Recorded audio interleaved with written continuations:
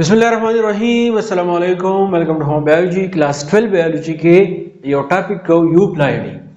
म्यूटेशन چې موږ شروع کړو د میوټیشن نه بعد چې کم چینجز راځي نو باقي یو کنډیشن دی چې هغه ته یوپلاइडी چې دی هغه ویل کیږي ٹھیک ده پروننسیشن چې دی تاسو ډیفرنٹ کولای شئ فرق نه کوي واکې دی یوپلاइडी ډیفینیشن مالی کله دی چې addition or loss of one or more complete set of chromosome is called euploidy ګوره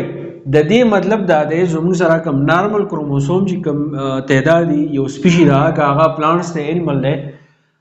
پاکي چې کم نارمل کم کروموسوم دی دغه کروموسوم سره یو ایډیشن وشي د یو سیټ اپ کروموسوم ایډیشن وسره وشي یا د یو سیټ کروموسوم چې دی هغه لاس وشي مکمل نو دغه ته ویل کیږي یوپلاइडी یوپلاइडी دا کنډیشن دی چې کوم نارمل سیټ اپ کروموسومي دا غره یو سیټ اپ کروموسوم چې دی ډیلیټ شي یا د یو سیټ اپ کروموسوم چې دی هغه ایډ شي نو دغه کنډیشن ته مونږه یوپلاइडी چې دی هغه ورته مونږه وایو اوس زموږ سره سب ټایپس دي یعنی د یوپلاइडी سب ټایپس چې کوم یو دي 1 2 3 4 5 پنځه سب ټایپس دي اونلی زموږ سره مانوپلاइडी موږ څه ته وایو چې انډیویډوال کنټین ون سیټ اپ کروموسوم چې زموږ سره داسې انډیویډوالي چې دا سره یو سیټ اپ کروموسومي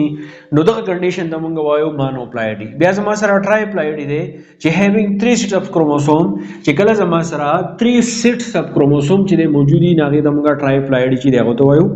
بیا ټیټراپلاइडी دی ټیټراپلاइडी موږ دې ته وایو چې کله 4 سیټ اپ کروموسوم موجودي ناغه ته چې موږ ټیټراپلاइडी چې دغه ته وایو دا زموږ سره 4n مطلب 4 سیټ اپ کروموسوم 3n یعنی 3 سیټ اپ کروموسوم کله چې سنگل ان ناشي نو دا زموږ سره 1 سیټ اپ کروموسوم دی په دې کې داسې ایکسپلینیشن ضرورت نشته صرف په دې ورډ باندې تاسو چې په کول چې دې لفظ مطلب چې دی هغه څه دی بیا زموږ سره پینټاپلاइडी دی نو په دې کې 5 سیټ اپ کروموسوم ټیک شو د ټرای مطلب 3 د ټیټرا مطلب سلور او د پینټا مطلب چې دی 15 نو 5 سیټ اپ کروموسوم چې زموږ سره کمی وي هغه ته موږ پینټاپلاइडी وایو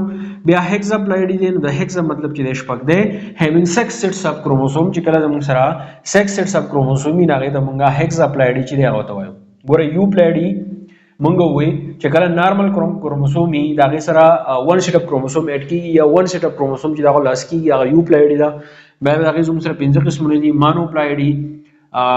ټرایپلاइडी ټیټراپلاइडी پینټاپلاइडी او هیکزاپلاइडी بیا به زموږ سره پالیپلاइडी یو کنډیشن ناسي چې اونلی ټالریټډ ان پلانټس اینڈ ریئرلی فاوند ان انیملز کم پالیپلاइडी چې دا مطلب دا کې پدې کې د یو سیټ اپ کروموسوم نه سیوا چې غلاس کیږي یا اډ کیږي نو دا زیاتره چې موږ په پلانټس کې نو او په انیملز کې چې دا کیسز چې دا ډیر زیات کم راځي نو دا لیکچر چې دا تاسو په شارټ کوېسچن کې راتلی شي ګران به کې سنشتہ صرف په دې الفاظ باندې چې ځان بوګي نورمال ګرځو چې ضرور شیر کړئ ثانک یو ډیر مننه